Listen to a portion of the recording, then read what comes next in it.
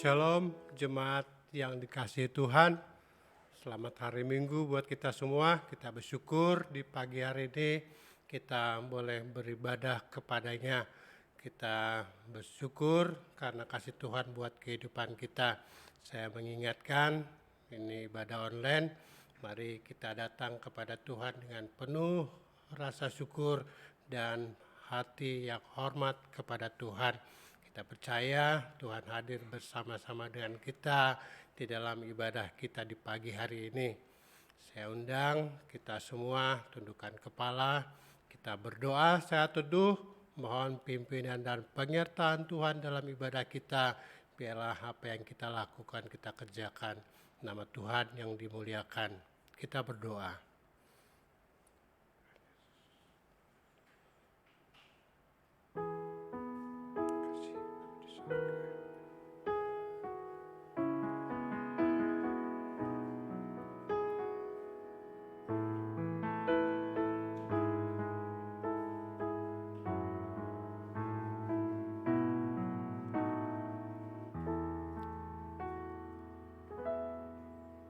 Amin. Saya undang jemaat bangkit berdiri.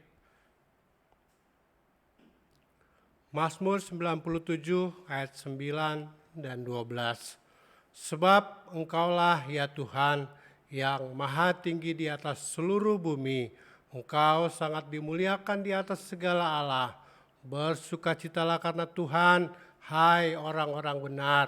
Dan nyanyikanlah syukur bagi namanya yang kudus. Kita menyanyi, datang menyembah ayat 1 dan yang keempat.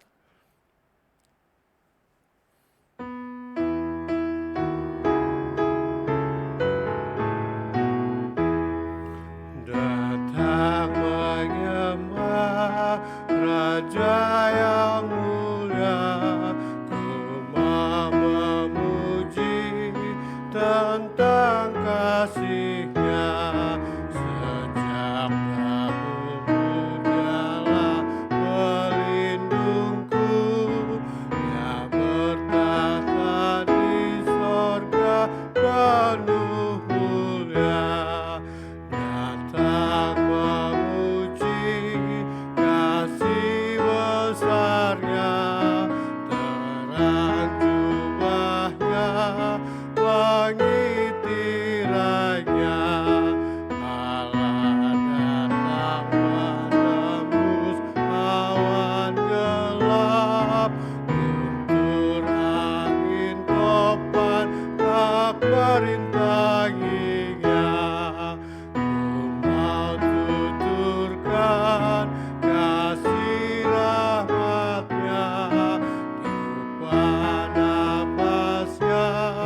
Pancarkan terangnya, sumber dari bukit turun ke ladang, ya curahkan hujan sejukkan bumi. Rasanya besar, kasih-Nya ajaib, malaikat sorga memuji Dia. Meskipun rendah suaraku lemah, namun ku memuji Tuhan penebus. Mari kita terus memuliakan Allah karena kasih-Nya besar buat kehidupan kita. Putranya sudah diberikan buat kita kaum berdosa. Ia rela disalib bagi kita manusia, sehingga terbukalah pintu selamat bagi kita. Kita menyanyi mulia bagi Allah, KPPK 26.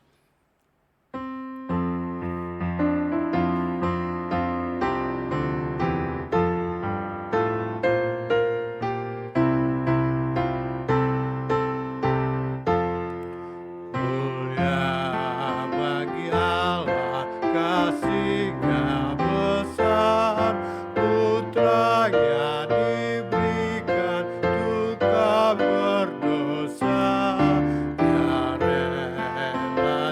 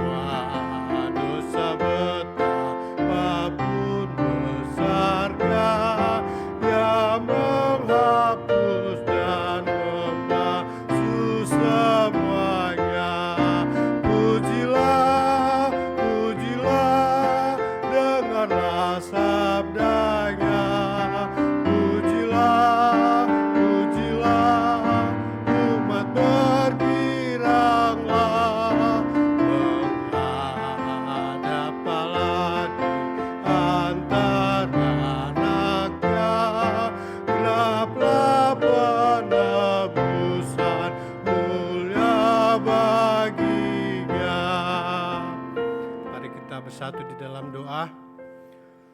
Ya Tuhan, Allah yang bertahta di dalam kerajaan sorga, Allah yang kami sembah melalui anak-Mu Tuhan Yesus Kristus yang adalah Tuhan dan Juru Selamat bagi kami. Kami bersyukur Tuhan karena kasih-Mu begitu besar buat kehidupan kami. Terima kasih penyertaan-Mu buat kami hari lepas hari. Terima kasih atas segala berkat Tuhan yang berlimpah bagi kehidupan kami. Kami bersyukur kalau kami beribadah kepadamu bersama-sama dengan jemaat di rumah masing-masing. Biarlah semuanya ini hanya untuk hormat dan kemuliaan buat Tuhan. Tuhan berkati ibadah kami di pagi hari ini. Tuhan pimpin ibadah kami dari awal, pertengahan hingga akhir. Dan biarlah Tuhan memberkati kami di dalam kehidupan kami. Ampuni dosa kami, hanya di dalam nama anak-Mu Tuhan Yesus Kristus kami sudah berdoa dan syukur kepada Allah Bapa di sorga. Amin. Silakan duduk jemaat yang dikasihi Tuhan. Kita akan menerima kita akan mengaku akan segala dosa kita. Kita akan menerima pengampunannya dan kita akan menyatakan iman kita kepada Tuhan. Kita menyanyi dari KPK 49. Ku bersyukur ya tebusku.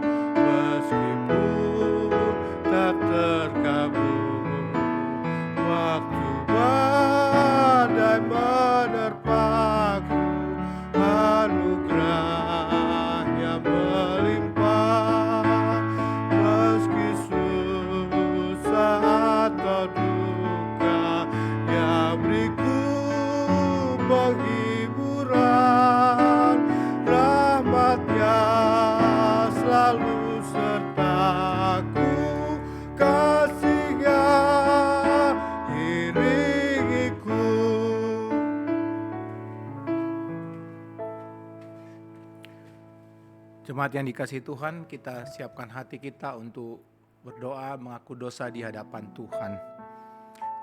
Sebagian besar kita merasa COVID-19 ini membawa banyak kesulitan dalam kehidupan kita. Sulit bekerja, sulit berusaha, sulit memperoleh pendapatan. Mengapa Tuhan mengizinkan saya mengalami kesulitan seperti ini? Mengapa saya harus menderita seperti ini? Kita mulai bersungut-sungut dan kemudian kita mempersalahkan Tuhan atas penderitaan yang kita hadapi. Mari sama-sama kita mohon ampun kepada Tuhan kalau kita punya pikiran atau kelakuan seperti ini. Mari kita berdoa. Bapa di sorga, kami datang di hadapan-Mu di dalam kesulitan kami masing-masing. Tidak hanya karena pandemi COVID ini, tapi sebetulnya di antara kami banyak mengalami pergumulan dan penderitaan. Dan COVID ini hanyalah bagian yang boleh kami rasakan, dan itu justru menambah pergumulan kami. Kami sulit kemana-mana, tidak bisa bekerja, tidak bisa berusaha. Kami bingung bagaimana menghidupi kebutuhan hidup setiap hari. Ampuni kami kalau dalam hati kami mulai terbersit pikiran, mengapa Tuhan ini terjadi? Mengapa Tuhan sengaja membuat saya seperti ini? Akhirnya kita mempersalahkan Tuhan atas semua yang kita alami. Tuhan, kami datang kepadamu. Kami mohon ampun Tuhan kalau kami punya pikiran seperti ini. Padahal Tuhan sangat baik dalam kehidupan kami. Tuhan menyediakan segala yang kami perlukan. Tuhan memberi kecukupan. Karena itu Tuhan, kami datang di hadapan-Mu. Kami bawa setiap isi hati kami yang tidak berkenan di hadapan Tuhan, kami akui dan kami mohon ampun. Ampunilah dosa kami Tuhan. Ampuni pelanggaran kami. Kami sangat bersyukur Roh Kudus selalu mengingatkan kami untuk selalu mengucap syukur kepada Tuhan apapun keadaan yang kami alami. Terima kasih Tuhan, Engkau mendengar setiap doa pengakuan dosa kami. Di dalam nama Tuhan Yesus Kristus, Juru Selamat, Gembala kami yang baik, penebus dosa kami sudah berdoa bersyukur. Amin. Mari kita bersama-sama berdiri. Kita nyanyikan nyanyian syukur dan tekad kita. Yesus sobat yang sejati.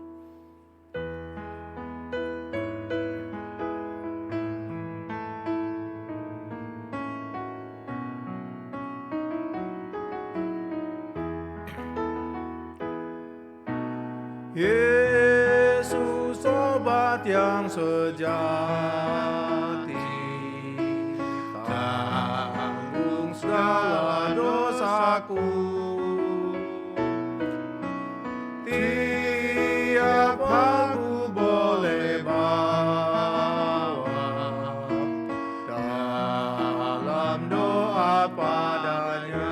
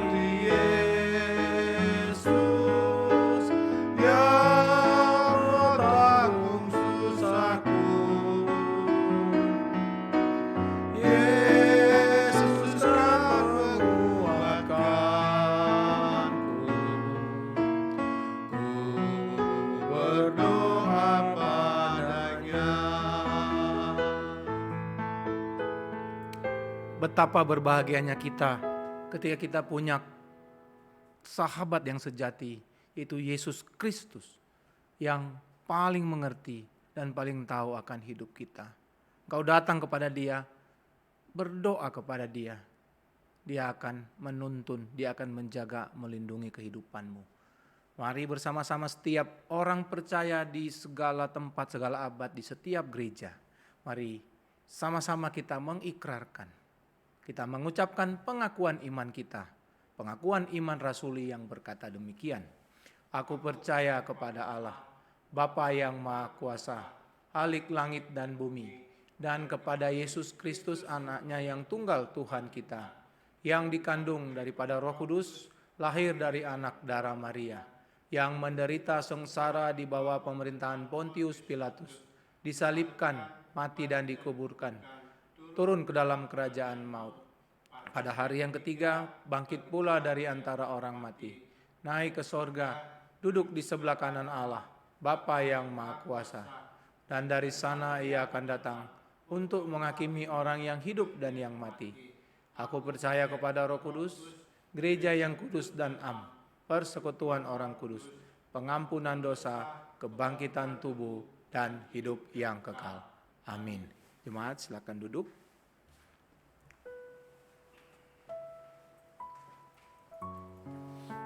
Kita akan mendengarkan firman Tuhan.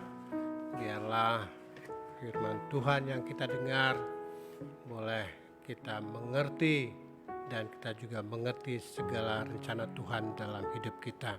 Kita menyanyi pujian Ajar Ku Berharap.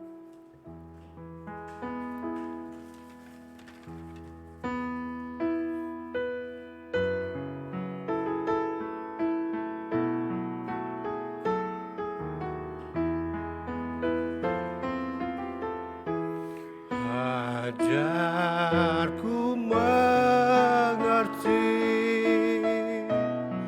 segala rencanamu, ajarku berserah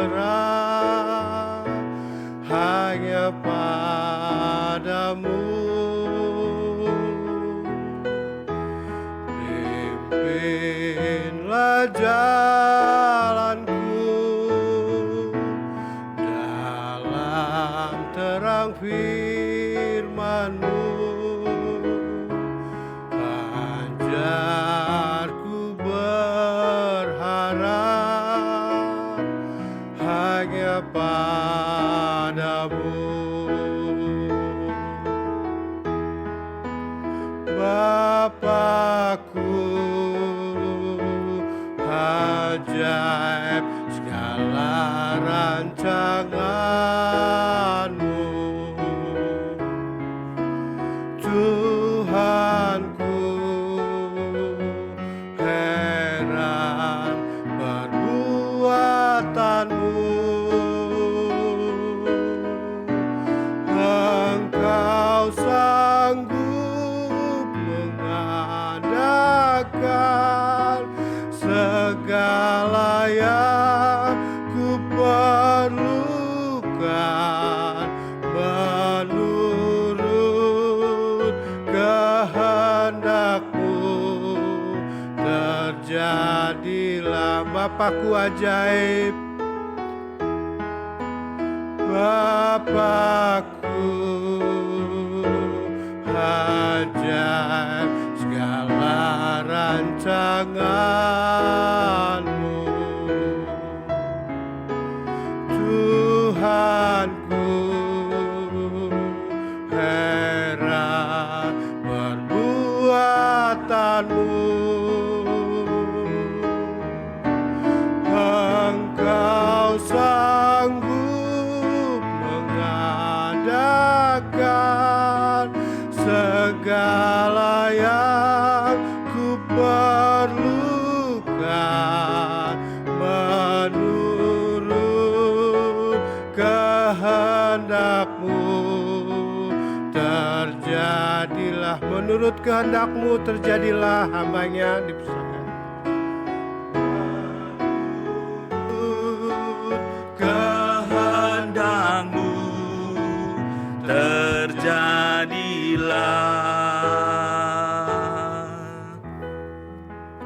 Mari kita satukan hati, kita berdoa. Bapa, ini saatnya Engkau mengajar kami tentang kebenaran firman-Mu. Kami mau tundukkan hati dan pikiran kami di bawah otoritas kebenaran firman-Mu, Bapa. Kami rindu setiap kami yang mendengarkan perenungan firman Tuhan ini, kami semua dibawa dekat kepadamu. Roh-Mu yang kudus menuntun kami, Bapa. Terima kasih, Bapa. Terima kasih. Dalam nama Yesus Tuhan dan Juru Selamat kami berdoa. Amin.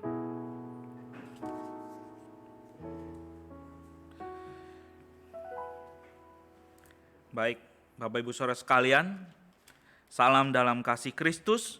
Mari kita sama-sama merenungkan firman Tuhan dari Surat Timotius yang kedua.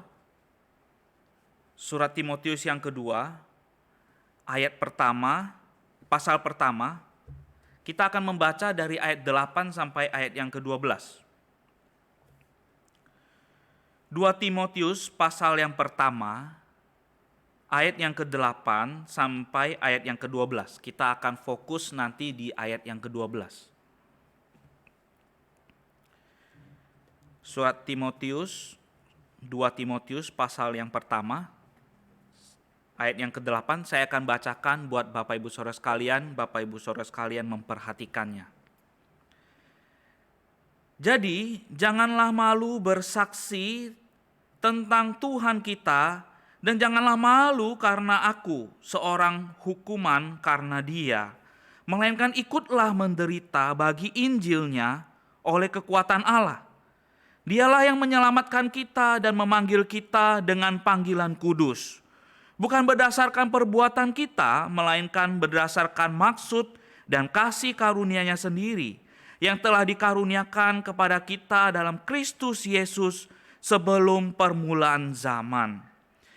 Dan yang sekarang dinyatakan oleh kedatangan Juru Selamat kita Yesus Kristus, yang oleh Injil telah mematahkan kuasa maut dan mendatangkan hidup yang tidak dapat binasa. Untuk Injil inilah aku telah ditetapkan sebagai pemberita, sebagai rasul, dan sebagai guru. Itulah sebabnya aku menderita semuanya ini.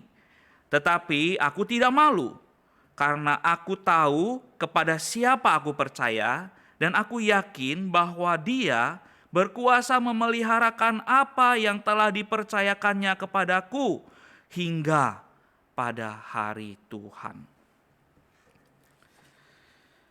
Bapak Ibu Saudara sekalian, secara umum kita dapat mengalami penderitaan karena berbagai hal.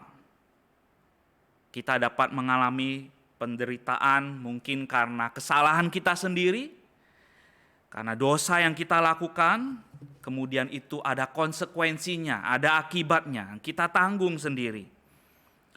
Contohnya misalnya kalau saya merokok, maka ada konsekuensi, ada akibat. Saya suatu hari mungkin akan mengalami sakit di paru-paru misalnya.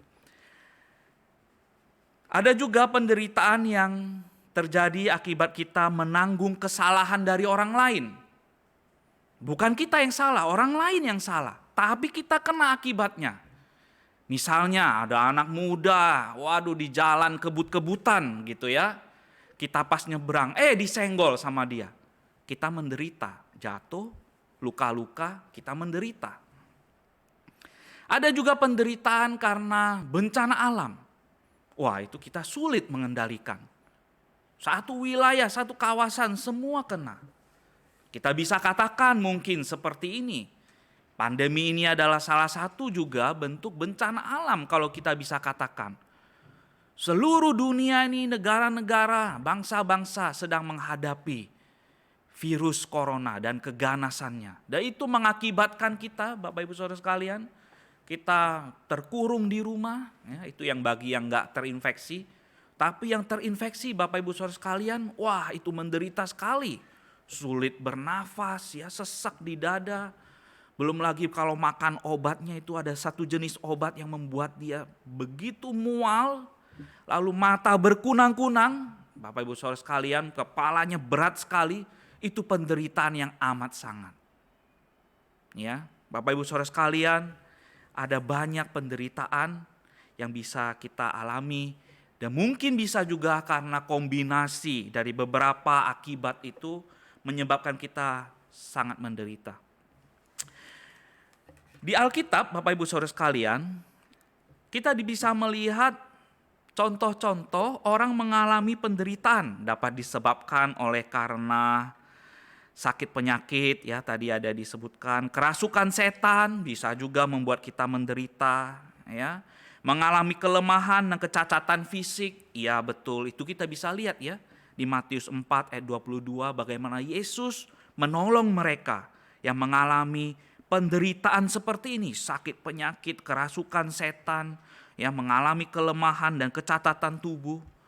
Ya, kita juga bisa menderita karena mengalami kerugian, bisa juga mengalami ketidakadilan. Itu contohnya di surat-surat Paulus, diperlihatkan berbagai macam penderitaan yang mungkin kita bisa alami. Karena kesalahan orang lain tadi kita sudah lihat contohnya, kemudian juga karena mengalami ketidakadilan, ya kita bisa juga mengalami penderitaan, baik secara fisik maupun secara jiwa kita mengalami penderitaan. Atau penderitaan karena sakit bersalin, ya melahirkan anak. Wah, itu ibu-ibu paling tahu itu yang sudah menikah ya, yang punya anak. Wah, bagaimana itu sakitnya waktu melahirkan anak. Bapak Ibu Saudara sekalian, di sini di bagian firman Tuhan ini kita belajar penderitaan yang dialami karena Injil. Karena Injil.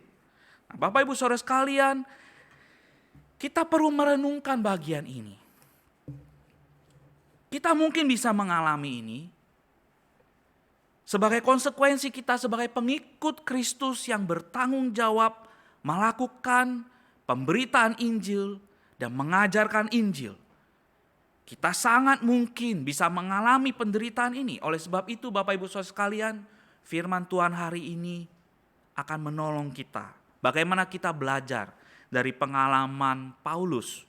Bagaimana Paulus menasehati. Bagaimana Paulus meminta Timotius untuk bisa meneladani dia dalam hal menghadapi ketekunan. Bagaimana dia tekun dalam penderitaan memberitakan Injil. Nah Bapak Ibu Saudara sekalian, saya ingin mengajak kita melihat satu demi satu Bapak Ibu. Yang pertama, marilah kita jadi pengikut Kristus yang percaya diri dalam memberitakan Injil dan mengajarkan Injil. Bapak Ibu Saudara sekalian, Paulus berbicara kepada Timotius supaya Timotius tidak merasa malu. Bagaimana dia ketika dia memberitakan dan mengajarkan Injil. Kenapa dia bisa merasa malu? Karena mungkin ada orang-orang yang menolak Kristus dan dapat melakukan tindakan penghinaan, bahkan penganiayaan kepada para pengikut Kristus. Itu yang terjadi pada waktu itu Bapak Ibu Saudara sekalian. Bapak Ibu Saudara sekalian, kalau kita melihat diri kita, mengapa kita tidak percaya diri atau kita merasa malu? Kita tidak berani akhirnya memberitakan Injil. Saya ingin ajak kita sama-sama melihat Bapak Ibu Saudara sekalian. Mungkin Injil belum jadi bagian dalam kehidupan kita. Ya. Kita belum memahami Injil. Mungkin juga Injil bukan sepenuhnya menginspirasi pikiran kita. Bapak Ibu Saudara sekalian, kita belum memiliki pengalaman pribadi hidup, menjalani kehidupan di dalam Injil. Sehingga kita tentu tidak menghidupi Injil di dalam kehidupan kita sehari-hari. Oleh sebab itu tidak heran Bapak Ibu Saudara sekalian, kita tidak berani menyaksikan Injil. Karena kita tidak paham dan kita tidak punya pengalaman pribadi dalam menghidupi Injil. Kita belum terlatih kemudian. Ya, ada juga orang yang tidak terlatih karena dia tidak mau dilatih. Tetapi ada juga yang belum tahu informasinya. Nah itu kita bisa, Bapak Ibu Saudara sekalian, kita mencari pembinaan di mana gereja, tempat kita beribadah. Kita belum terlatih dalam memberitakan Injil sehingga kita tidak bisa memberitakan Injil dengan baik, dengan sistematis, ya, berurutan. Sehingga orang yang mendengarkan kesaksian Injil kita, mereka jadi mengerti, Bapak Ibu Saudara sekalian. Mereka jadi paham dengan Injil. Nah, Bapak Ibu Saudara sekalian, memberitakan Injil itu adalah salah satu disiplin rohani, Bapak Ibu. Kita perlu memberi diri kita untuk dilatih. Bapak Ibu, seperti seorang atlet.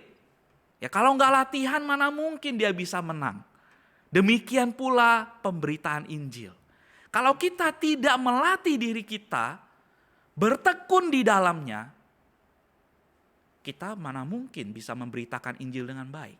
Ini sebuah latihan rohani Bapak Ibu Saudara sekalian. Dan kita semua sebagai pengikut Kristus, kita perlu menjalaninya. Sebagai bentuk ketaatan kita, ketekunan kita dalam mengikut Yesus. Dan mungkin Bapak Ibu Saudara sekalian, dalam disiplin rohani ini, yang namanya disiplin, jarang sekali ada disiplin yang menyenangkan. Hasilnya akan menyenangkan, betul. Tetapi ketika pendisiplinan itu terjadi, wah, kadang-kadang kita menderita Bapak Ibu Saudara sekalian. Nah, oleh sebab itu Bapak Ibu, kita perlu bertekun di dalamnya. Ini yang Paulus ingin sampaikan melalui surat Timotius kepada kita semua Bapak Ibu. Yang kedua, bukan hanya kita perlu menjadi pengikut Kristus yang percaya diri dalam memberitakan Injil, tetapi kita juga perlu menjadi pengikut Kristus yang bertanggung jawab dalam tugas pemberitaan dan pengajaran Injil ini. Kita harus bertanggung jawab. Ini tugas kita, ini panggilan kita sebagai pengikut Kristus. Nah, Bapak Ibu Saudara sekalian, Paulus mengaitkan tanggung jawab ini dengan fungsi dia dan kapasitas dia sebagai pemberita Injil. Dia mengkhotbahkan Injil di mana-mana. Sebagai rasul yang memimpin jemaat. Membawa jemaat hidup di dalam Injil. Dan kemudian dia juga sebagai guru di tengah-tengah jemaat. Dia mengajarkan Injil kepada semua orang percaya. Bapak Ibu Saudara sekalian, ketiga hal ini itu bukan keinginan Paulus sendiri. Tuhan memilih dia. Tuhan memberikan dia panggilan ketika dia sedang dalam perjalanan ke Damaskus, ke Damsik. Bapak Ibu Saudara sekalian, pada saat itulah dia dipanggil dan kemudian dia dibekali Bapak Ibu. Dan kemudian dia juga melakukan tugas tanggung jawab dia dengan tekun. Bapak Ibu Saudara sekalian, Paulus memperlihatkan kepada Timotius bahwa karena panggilan dan tugas pelayanan inilah dia harus menghadapi banyak penderitaan. Mungkin pada waktu dia menulis surat ini, Bapak Ibu Saudara sekalian, Paulus itu sedang ada di dalam penjara. Paulus sedang ada di dalam penjara. Memang Timotius bukan rasul Allah. Tetapi Paulus ingin Timotius meneladani tugas pelayanannya Paulus dalam hal memberitakan dan mengajarkan Injil. Demikian pula saya percaya Bapak Ibu Saudara sekalian, Paulus juga ingin kita semua sebagai pengikut Kristus masa kini, kita juga perlu meneladani dia dalam hal memberitakan Injil dan mengajarkan Injil. Bapak Ibu Saudara sekalian, dalam hal mengajarkan Injil kita perlu bertanggung jawab. Tetapi kalau kita melihat diri kita, kenapa kita tidak bertanggung jawab selama ini? Mungkin karena kita terlalu fokus pada diri kita sendiri. Ada karir yang sedang kita kejar. Atau ada harta. Kita mengumpulkan harta. Ada properti yang belum dibeli. Ya, atau masih kurang tabungan kita. Sehingga kita terlalu fokus kepada hal-hal itu. Kita sibuk mengumpulkan harta. Atau kita sibuk dengan hobi kita Bapak Ibu Saudara sekalian. Hobi itu sangat menyenangkan. Dan itu seringkali mengambil fokus diri kita, membuat kita menghabiskan begitu banyak waktu untuk menyenangkan diri kita melalui hobi. Sekarang pandemi inilah waktunya kita punya banyak waktu mungkin ya. Ada sebagian orang yang menghabiskan banyak waktu untuk hobi main game. Untuk hobi gadget. Inilah waktunya, punya banyak waktu, kerjaan sedikit, semua disalurkan kepada hobi. Kita terlalu fokus menyenangkan diri kita sendiri. Sehingga kita lalai dalam tanggung jawab kita sebagai pengikut Kristus? Atau kita terlalu fokus pada kesulitan, Bapak Ibu Saudara sekalian? Kita terlalu fokus, kita menganggap diri kita nggak sanggup. Kita nggak mampu. Seperti Tuhan ketika memanggil Musa. Wah, saya ini susah ngomong ya. Tidak pintar ngomong ya. Tapi Tuhan yang menyediakan, Tuhan yang memberikan. Tuhan berikan, siapa yang menciptakan lidah? Tuhan mengingatkan Musa. Dan ini Harun yang mendampingi kamu untuk berbicara kepada Firaun. Nah, Bapak Ibu Saudara sekalian, Tuhan yang memampukan kita. Kita tidak perlu fokus kepada kesulitan kita. Untuk mengatasi kesulitan itu, kita perlu melatih diri kita. Kita harus belajar. Ya repot Bapak Ibu Saudara sekalian ya, kalau udah tahu ada kesulitan tapi kita tidak mau belajar. Nah, kita sulit akhirnya memang.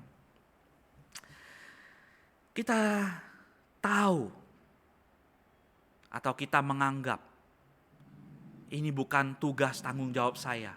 Ini tugasnya hamba Tuhan di gereja. Ya, ini tugas majelis.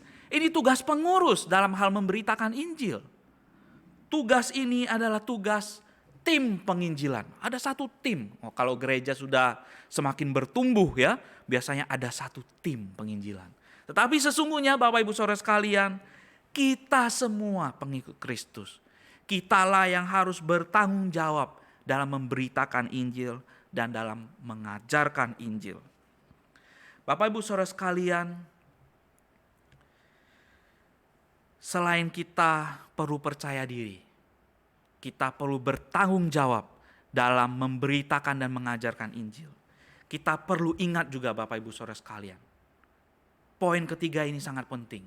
Kita perlu ingat bahwa kita harus mempertanggungjawabkan tugas dan tanggung jawab ini, yaitu tugas dan tanggung jawab pemberitaan dan pengajaran Injil ini ketika di hari penghakiman nanti, Bapak Ibu Saudara sekalian.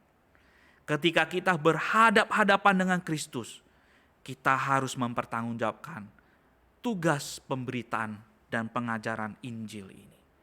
Bapak Ibu Saudara sekalian, kadang-kadang ya saya melihat orang-orang yang kurang punya kesempatan Bapak Ibu Saudara sekalian, tetapi dia punya hati. Mungkin ya, dia baru sungguh-sungguh bertobat ketika dia ada di akhir kehidupannya, di ujung ajal.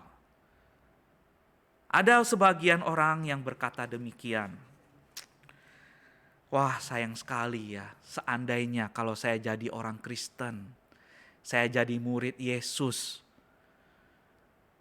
Sejak saat saya masih muda, alangkah indahnya saya bisa punya kesempatan menyaksikan Injil ini kepada seluruh keluarga saya.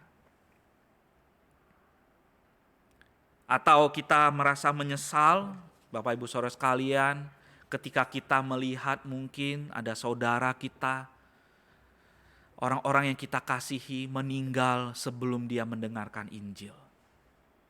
Bapak Ibu Saudara sekalian, penyesalan seringkali timbul pada saat kita sudah tidak berdaya lagi.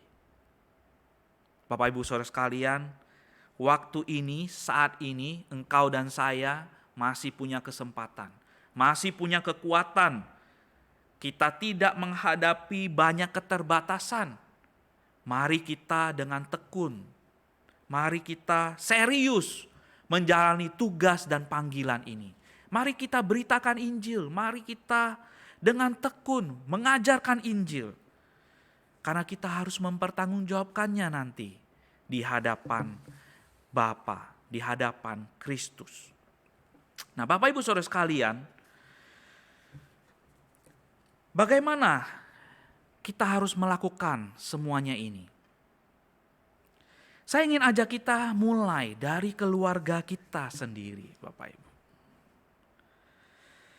Apakah sebagai pengikut Kristus kita sedang melakukan pemberitaan atau pengajaran Injil di tengah-tengah keluarga?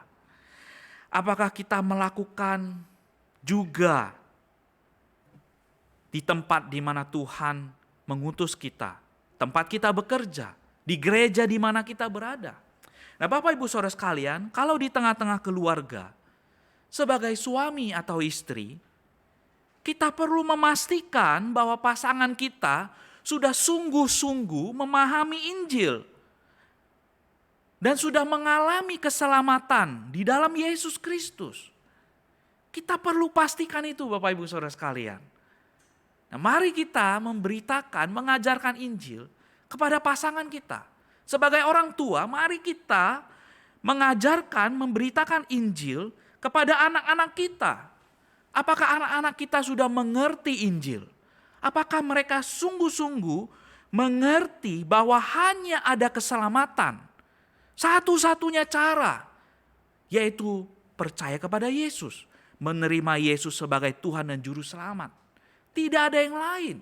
Apakah anak-anak kita sudah memahami hal ini? Bapak Ibu Saudara sekalian, sebagai orang tua kita bertanggung jawab mewarisi warisan iman ini kepada generasi kita, generasi penerus. Sebagai pengikut Kristus, Bapak Ibu Saudara sekalian, apakah kita sudah melakukan tugas dan tanggung jawab kita? Kita memberitakan, mengajarkan Injil di tengah-tengah dunia. Kalau Tuhan menempatkan kita di suatu kantor, apakah kita sudah menyaksikan Injil kepada teman-teman kita? Apakah kita sudah menyaksikan Injil kepada orang-orang yang ada di sekitar kita? Bapak Ibu Saudara sekalian, saya percaya tidak semua orang yang hadir di gereja sudah sungguh-sungguh memahami Injil, apalagi menghidupi Injil. Belum tentu, Bapak Ibu. Oleh sebab itu, di mana di gereja kita berada, mari kita memberitakan Injil, mengajarkan Injil kepada sesama saudara seiman, sehingga tidak ada satupun di antara kita yang tidak mengalami keselamatan di dalam Yesus. Dengan demikian, Bapak Ibu Saudara sekalian, kita bisa menjadi pengikut-pengikut Kristus yang percaya diri dalam memberitakan Injil, yang bertanggung jawab mengajarkan Injil kepada setiap orang. Bapak Ibu Saudara sekalian, maukah kita menghidupi kebenaran firman Tuhan ini? Mari kita bertekun. Mungkin di dalam memberitakan dan mengajarkan Injil, kita bisa mengalami penderitaan. Kita bisa dihina orang, kita bisa ditertawakan orang, kita bisa dikucilkan orang. Mungkin kita juga bahkan mengalami penganiayaan fisik. Tetapi Bapak Ibu Saudara sekalian, jangan takut. Roh Kudus menuntun kita, Roh Kudus memberikan kekuatan kepada kita, Roh Kudus menyertai kita. Kita ingin punya kekuatan dari Tuhan untuk melaksanakan tanggung jawab panggilan Tuhan ini sebagai pengikut Kristus. Mari kita bersandar kepada Roh Kudus. Dan Bapak Ibu Saudara sekalian, saya percaya kita semua akan mengalami tuntunannya. Bapak Ibu Saudara sekalian, tanggung jawab kita memberitakan Injil, mengajarkan Injil. Tetapi bagian Roh Kudus adalah mengubahkan hidupnya orang. Bapak Ibu Saudara sekalian, mari kita sama-sama lakukan tanggung jawab ini. Mari kita serahkan diri kita ke hadapan Tuhan. Mari kita berdoa meresponi firman Tuhan ini. Bapa di surga, inilah kami semua. Kami rindu menjadi pengikut Yesus yang setia. Kami ingin menjadi murid-murid yang percaya diri dalam menyaksikan Injil dan dalam memberitakan, mengajarkan Injil di tengah-tengah jemaat-Mu maupun di tengah-tengah dunia ini. Di tengah-tengah keluarga. Tuhan tolong kami.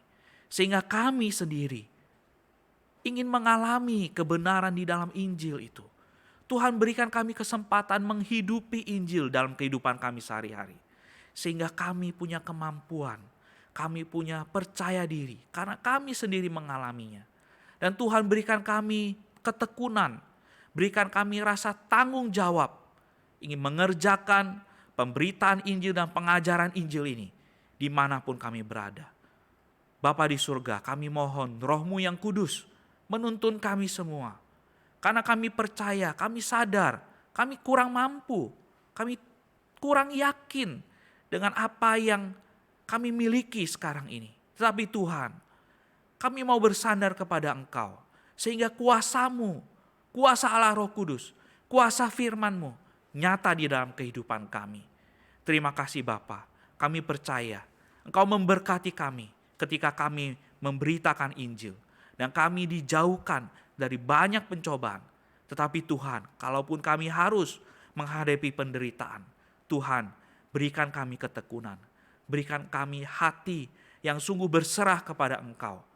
Berikan kami kesabaran untuk menghadapi penderitaan karena Injil. Terima kasih Bapa, kami serahkan seluruh kehidupan kami ke dalam tangan-Mu. Tuntunlah hidup kami. Dalam nama Yesus Tuhan dan Juru Selamat kami berdoa. Amin.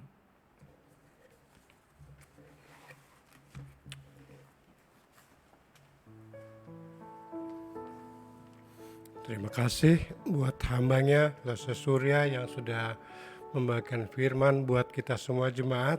Biarlah kita boleh menjadi saksi bagi Tuhan dan kita juga mengabarkan Injil bagi keluarga-keluarga kita terlebih.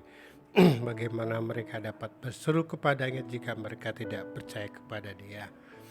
Kita akan memberikan persembahan, biarlah semua persembahan yang kita kumpulkan, kita boleh persembahkan kepada Tuhan.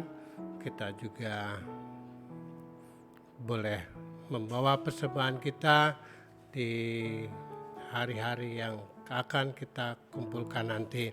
Kalau ada dalam layar TV saudara-saudara, ada barcode yang berkode Gereja Kristus Yesus PL, atau dalam aplikasi yang lain bisa dilihat. Bapak Ibu yang saudara yang dikasihi Tuhan, mari kita berikan persembahan syukur kita sambil mengingat firman Tuhan dalam 2 Korintus 9 ayat 7. Hendaklah masing-masing memberikan menurut kerelaan hatinya, jangan dengan sedih atau karena paksaan, sebab Allah mengasihi orang yang memberi dengan sukacita. Sambil persembahan dijalankan, kita menyanyi KPPK 316, Rahmat Yesus yang Indah.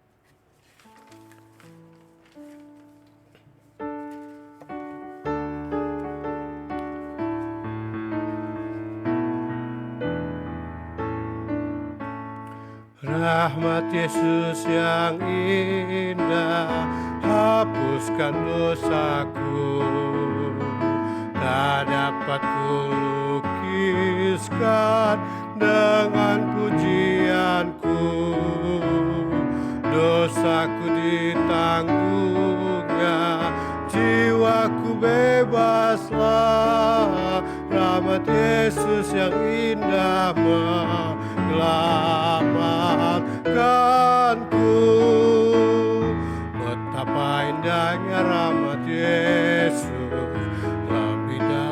dari samudra yang teramat tinggi dan teramat indah. Anugerahnya cukup bagiku, melebihi segala celaku, lebih besar dari dosaku. Oh, pujilah nama Yesus yang terindah, pujilah. Ayat yang ketiga, rahmat Yesus yang indah pada yang berdosa, bersandarkan kuasa-Nya, ku jadi milik-Nya, ku diberi sentosa-Nya dan berkat yang kekal. Rahmat Yesus yang indah menyelamatkanku. Betapa indahnya rahmat Yesus, lebih dalam dari samudra, yang teramat tinggi dan teramat indah. Anugerahnya cukup bagiku, celaku, lebih besar dari dosaku. Oh, puji nama Yesus yang terindah, pujilah.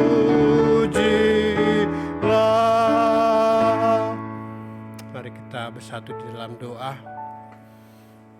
Ya Tuhan, Allah yang baik, Allah yang kami sembah melalui anak-Mu Tuhan Yesus Kristus yang adalah Tuhan dan Juru Selamat bagi kehidupan kami. Kami bersyukur Tuhan karena kasih-Mu begitu besar buat kehidupan kami. Kau telah jaga kami hari lepas hari, Kau telah berkati dalam pekerjaan kami, usaha-usaha yang kami lakukan hari lepas hari. Kami bersyukur di pagi yang indah ini kami boleh mendengarkan firman-Mu. Bila firman-Mu boleh menguatkan kami untuk kami menjadi saksi-saksi Tuhan di tengah-tengah dunia ini, bahkan di tengah-tengah keluarga-keluarga kami. Kami bersyukur kalau kami juga memberikan persembahan syukur kami di pagi hari ini. Biarlah Engkau berkati, Engkau kuduskan semuanya Bapa. Biarlah persembahan syukur kami ini boleh berguna bagi kemuliaan Tuhan dan bagi pekerjaan gereja kami di tempat ini. Tuhan, pakailah persembahan syukur kami ini, yaitu umat yang Kau telah selamatkan. Ampuni dosa salah kami yang kami selalu perbuat melawan kehendak-Mu.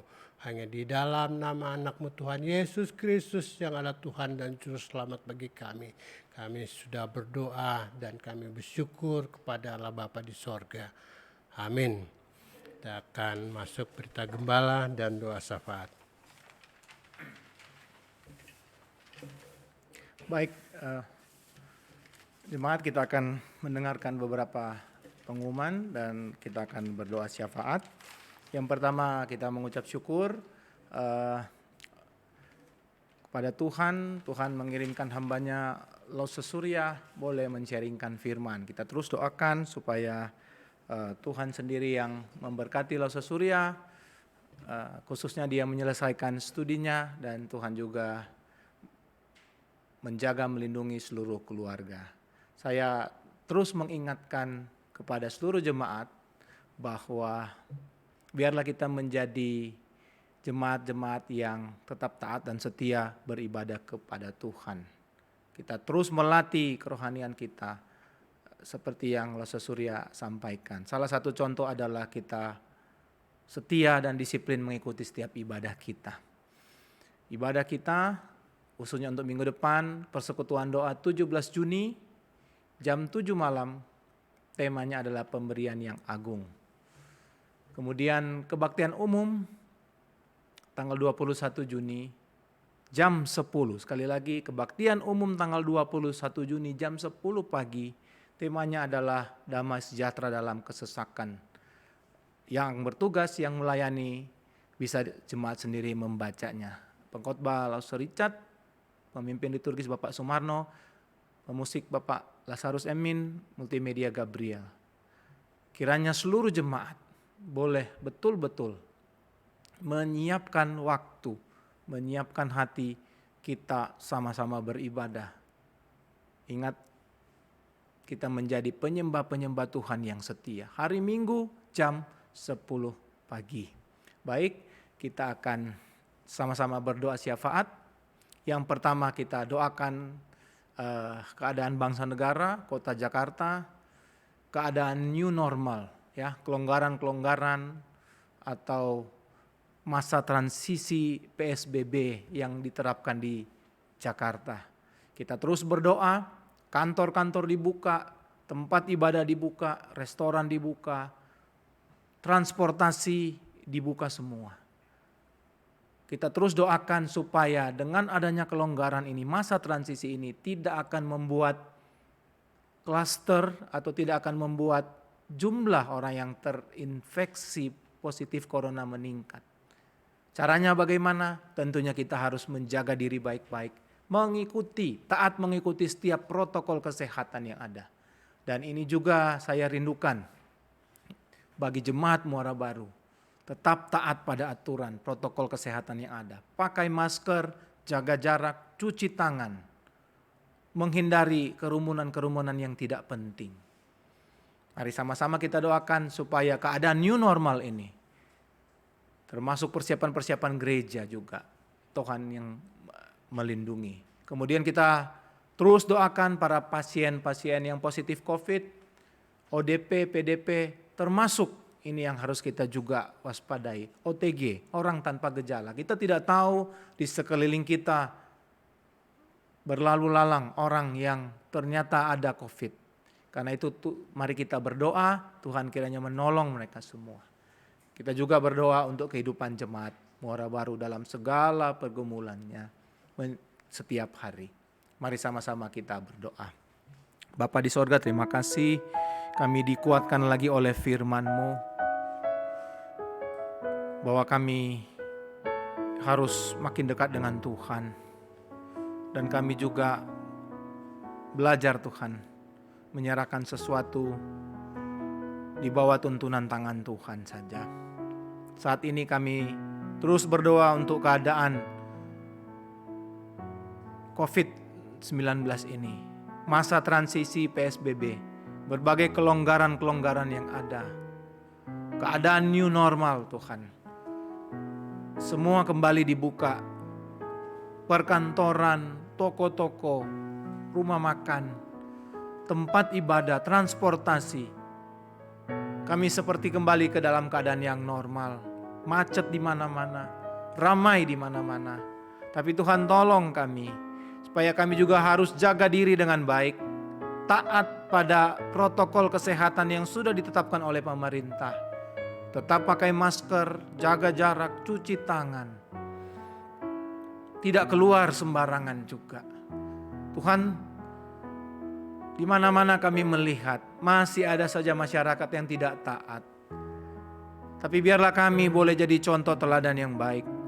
Bagaimana kami menghadapi keadaan new normal, masa transisi ini dengan baik juga. Sehingga kami turut serta membantu memutus rantai penyebaran COVID ini. Tolonglah setiap jemaat Muara Baru supaya taat pada aturan. Tolong juga jemaat Muara Baru yang daerahnya masih termasuk zona merah.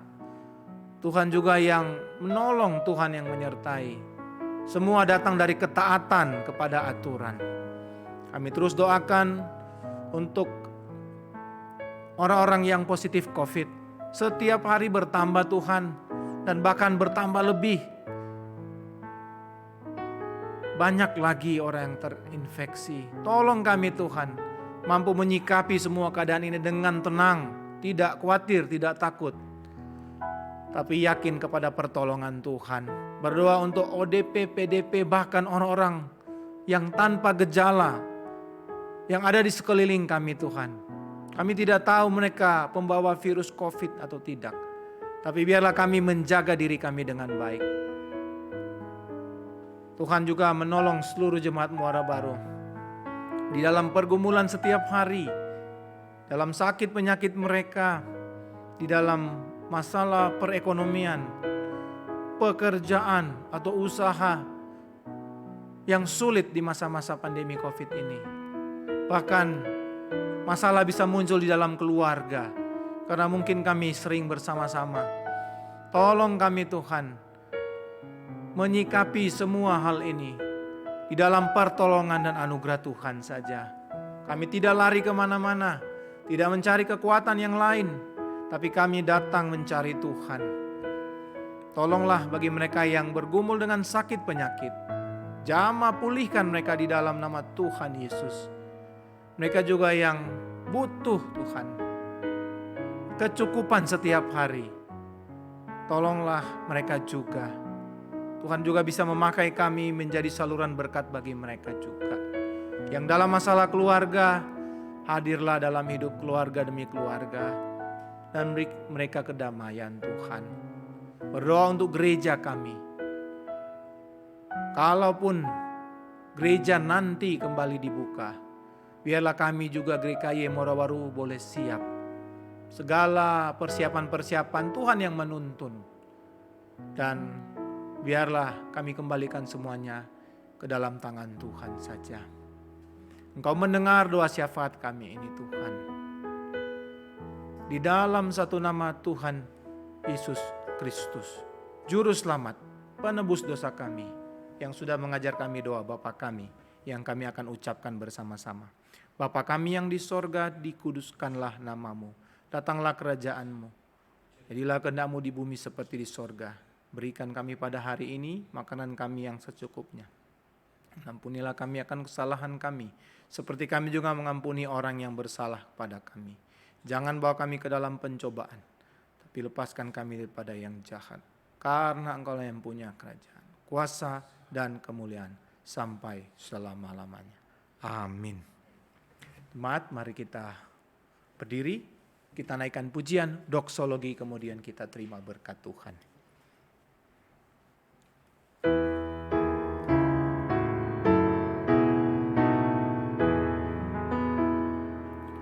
Puji Allah Bapa Putra, puji Allah Roh Kudus, ketiganya yang esa. Pohon selamat sumber berkah.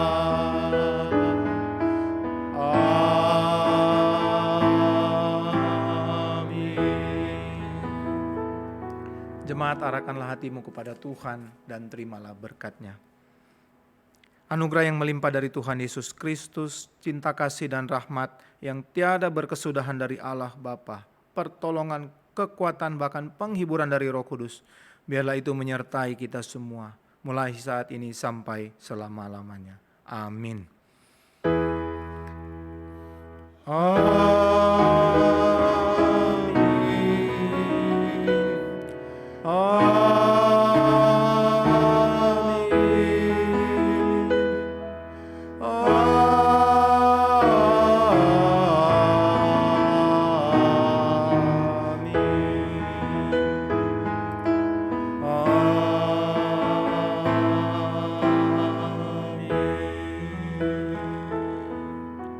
Jemaat, silakan duduk. Kita saat teduh, kita doa pribadi, mengucap syukur kepada Tuhan. Kebaktian hari Minggu selesai, Tuhan memberkati.